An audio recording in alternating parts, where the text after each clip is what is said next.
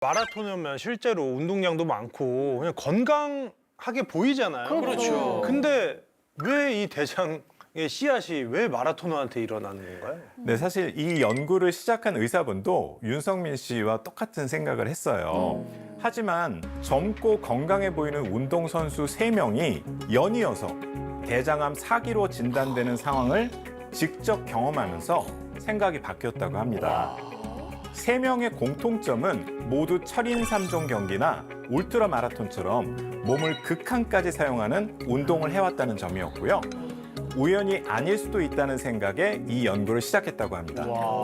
아니 그런데 왜 이런 병에 걸리셨을까요? 젊고 운동을 많이 하시는 분들이시잖아요. 그렇죠. 연구자는 이 원인을 장 문제로 보고 있습니다. 장의 문제예요? 극한 운동을 하면 장내 미생물이 변질이 생깁니다. 장내 미생물이 변질된다고요?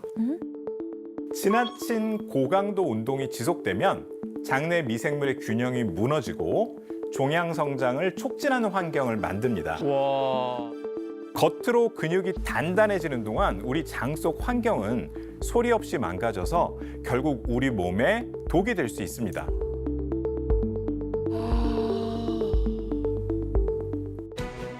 장내 미생물의 변질, 대장암을 부른다. 극한의 운동을 하게 되면 우리 몸에 변화가 생기는데요. 장허열과 장누수입니다. 장허열, 장누수? 달리는 동안 우리 몸은 생존을 위해서 혈액을 근육으로 우선 보내기 때문에 상대적으로 장으로 가는 혈류가 줄어들고 그 결과 장은 일시적인 산소 부족, 즉 허열 상태에 놓이게 됩니다. 이런 상황이 반복되면 장 점막이 점점 약해지고 손상될 수 있습니다. 장 점막이 손상되면 어떨까요? 아프겠죠, 뭘. 엄청 아플 것 같아요. 장 점막이 손상되면 단순히 아픈 문제를 떠나서 네. 몸 전체에 염증을 퍼뜨리는 시작점이 됩니다. 심각한 거네. 장벽이 건강할 때는 외부 물질을 잘 막아주지만 손상되면 그 틈으로 세균의 독소가 혈액으로 들어가게 되고 와. 이걸 흔히 장누수라고 부릅니다. 이렇게 들어온 독소는 전신을 돌면서 염증을 만들고 염증 환경이 계속되면 세포의 돌연변이 위험이 커져서 장 점막 세포가 선종으로 변하고 더 나아가 대장암의 씨앗인 진행성 선종으로 발전할 가능성이 높아집니다. 아이고. 무섭다. 아니 선생님 이 장내 환경이 건강한지 아닌지를 좀 알아볼 수 있는 방법이 있을까요? 검사를 해보는 게 가장 좋은 방법이지만요. 그렇지 못하다면 브리스톨 대변 척도로 유추해 볼 수는 있습니다. 브리스톨 대변 척도요?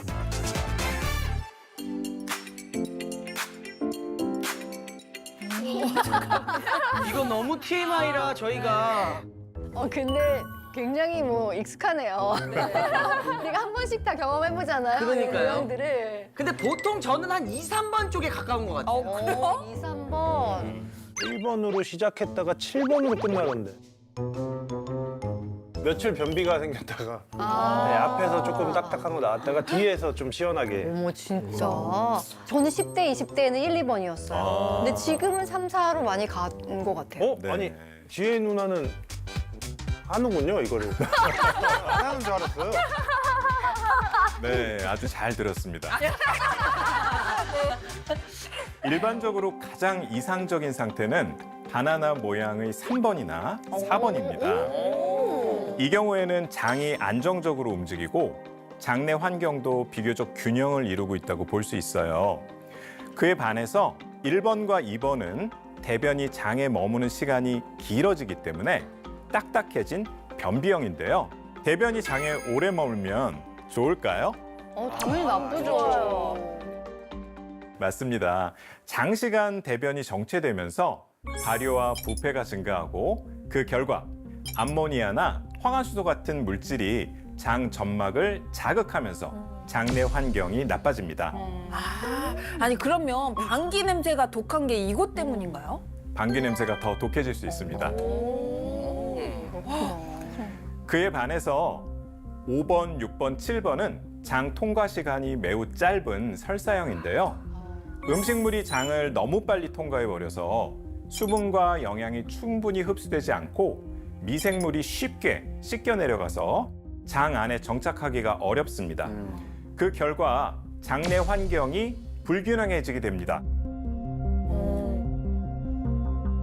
1번, 2번, 그리고 5번, 6번, 7번처럼 변비와 설사로 장내 환경이 나빠지면 전신 건강에 영향을 미치게 되는데요.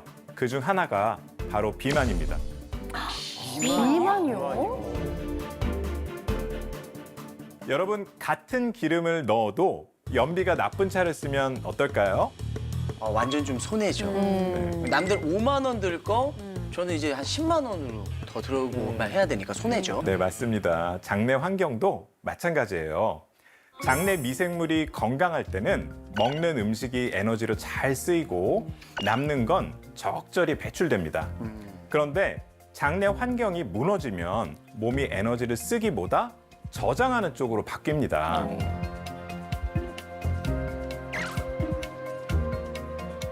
또 장벽이 약해지면서 염증이 생기고 인슐린이 제대로 작동하지 않게 돼요. 이러면 식욕 조절이 힘들어지기 때문에 같은 양을 먹어도 더 살이 쉽게 찌는 상태가 됩니다. 참 안타깝게도 이렇게 장내 환경이 불균형해져서 살이 점점 찌고 있다는 분이 계시는데요. 저희 한번 오늘 화면으로 한번 만나볼까요? 네. 안녕하세요. 살 빼는 게 너무너무 힘든 아줌마 한순입니다. 아이를 출산할 때 한 10kg씩 이제 쪄요. 한 명 날 때마다 10kg, 또 두 명 나니까 또 10kg면 20kg. 그래서 세 명 나니까 30kg가 30kg? 어머. 아, 젊었을 때 이렇게 고우셨어요. 너무 귀여우시다.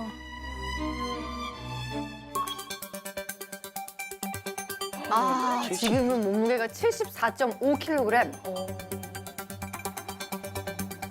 근데 유난히 배가 진짜 많이 나오셨네요. 맞아요. 아이고. 복부에 좀 집중이 됐네요. 아, 옷 입을 때마다 스트레스 받으시겠다. 옛날에는 이 바지도 맞았었는데 지금은 이제 맞지가 않네. 아우 내 바지.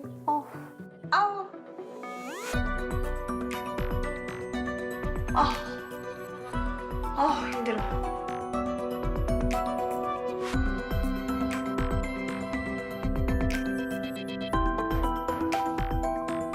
허리 둘레는 100cm가 넘네요. 108cm. 네.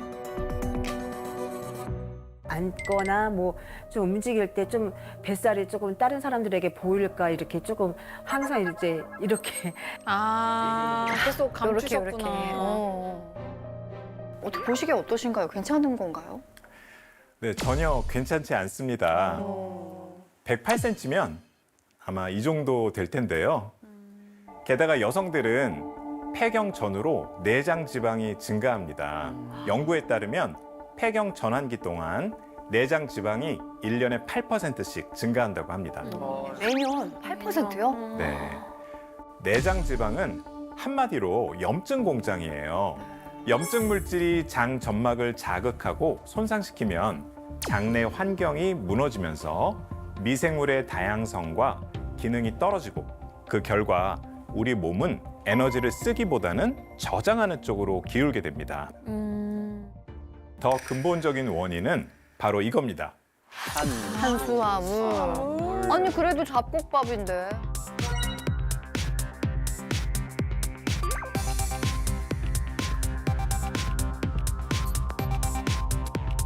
육아에 전념을 하다 보니까 그거에 대한 스트레스 또 아이들이 또 때로는 먹고 남은 뭐 음식 뭐 그냥 버릴 수도 있는데 때로는 그 남은 게 아까워서 또 다 먹고 그러다 보니까 살이 찔 수밖에 없는 그런 상황인 것 같아요.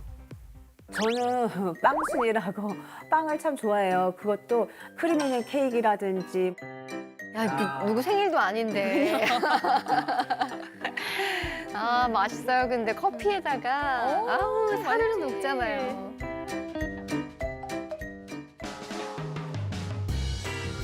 야, 근데 다시 현실로 돌아옵니다. 아유. 정제된 탄수화물 같은 가공식품은 장내 미생물 환경을 무너뜨리는 대표적인 식습관입니다. 정제 과정에서 섬유질이 거의 제거되기 때문에 장내 미생물이 먹고 자랄 수 있는 연료 자체가 부족해집니다.